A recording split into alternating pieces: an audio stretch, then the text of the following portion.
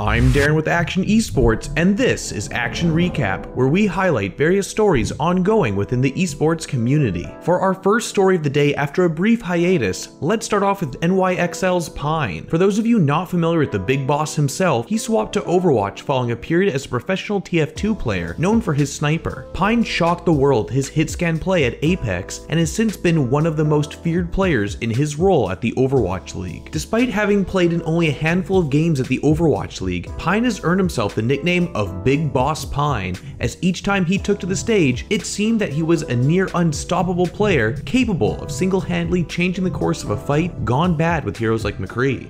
With Stage 2 over and a stage title under their belt, Pine took to social media to address his fans who've been wondering why he's not been actively fielded by NYXL as his other teammates. As per tweets translated by TizRobin311, Pine stated, quote, "Recently, due to the stress increase from game, I came to develop a panic disorder on top of depression, so since I was bothering my teammates, I didn't participate in scrims and I didn't participate this stage. I am preparing for the next one." The hitscan player expressed his regret at not being able to contribute to his team's victory this stage and mentioned how he turned to streaming as a shelter for himself, but is now determined to show his best for Stage 3. Now, to touch up on some Dallas Fuel drama. After that notorious match with AKM playing Genji against the Uprising, both he and his team as a whole have been receiving more criticism than ever, with the mounting pressure from having let their fans down and the mounting hate which began to get out of hand. AKM last week went public to defend himself as to why he was put on the Cyborg Ninja, even with Rascal, a Genji main, on hand. Quote, "I don't know why people are hating on me that much. I played one map in 3 matches and still get hate, just because I had to fill in a role that I wasn't comfortable on to help the team because the guy supposed to play decided to be unprofessional and not play last minute." AKM goes on to explain how he hasn't even played since the team swapped tanks, referencing Seagull going on D.Va and Mickey to Winston, and finds it frustrating how he's getting the blame for fixing Rascal's mistake. Now with the spotlight on Rascal, the Fuel's Genji player went public with his own explanation. According to the translation by TizRobin311, Rascal mentions how he was told by Kai that he was clouding the team atmosphere and was being immature by getting mad during some previous scrim practices. The most important takeaway is how Rascal explains that it wasn't as how AKM described the situation. Rascal didn't play Genji that day because he decided last minute not to, but because he was actively excluded from practice and did not have a chance to work with the team leading up to the match. Quote, "What I'm really mad and frustrated about is this. Kai saying that I just suddenly decide not to play. This is completely wrong. If you look at our schedule, our match versus Florida was on the 11th. The match versus Boston was on the 15th. During that period, AKM was the one participating in scrims, and I never got the chance to participate along with Harry. We only did ranked and etc., so I could never know what kind of comps they were planning. I wasn't even invited to spectate in scrims. If they decide to not play me like that, I'm pretty sure they would have had time to practice comps that didn't involve Genji. If they were going to use Genji, then it makes me think that they have used Genji beforehand, knowing that AKM was going to play it. So in other words, I had no idea AKM was practicing Genji until game day. Although things didn't work out on the day of the match, I thought it was just unlucky because AKM is also an excellent player. We just thought we had to practice harder and play better, but in AKM's Discord, he mentioned that he wanted me to say sorry. From my perspective, I was forbidden from playing the matches because I wasn't allowed in scrims, so I had no idea AKM was going to receive direct messages from fans to be hated like that due to his discomfort on playing Genji. If I knew there was a problem like that, I would have personally announced that there was an internal problem in our team and that I was taken out of the match to fans and apologized to AKM. Looking at the statements from both players, it's clear that there was some misunderstanding within the team and decisions by the coaching staff that weren't communicated properly. It's uncertain what Kai was thinking even when deciding not to include Rascal in practice, but it's evident that AKM and perhaps most of the team weren't informed of the reasoning for the absence of their Korean Genji player.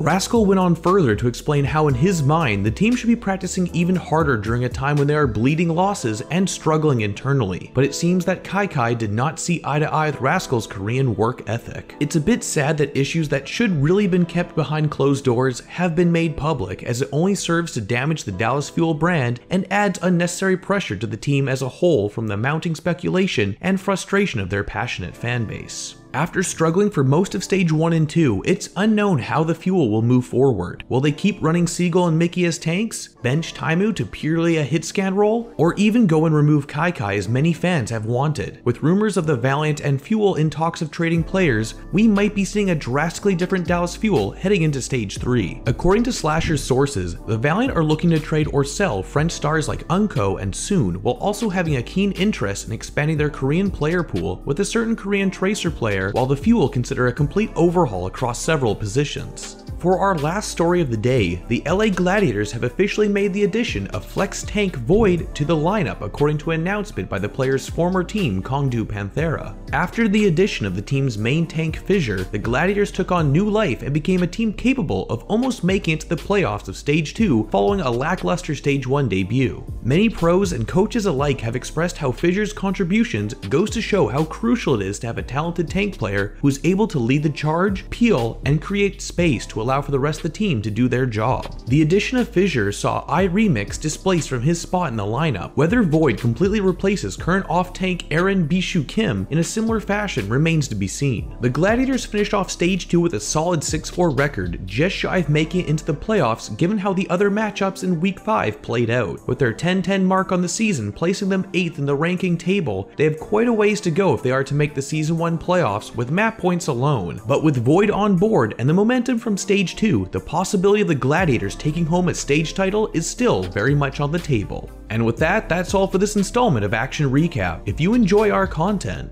check out our website at actionesports.com to stay up to date on the latest matches, highlights, and more. From scores, match history, and specific game info, we've got you covered for all things Overwatch esports.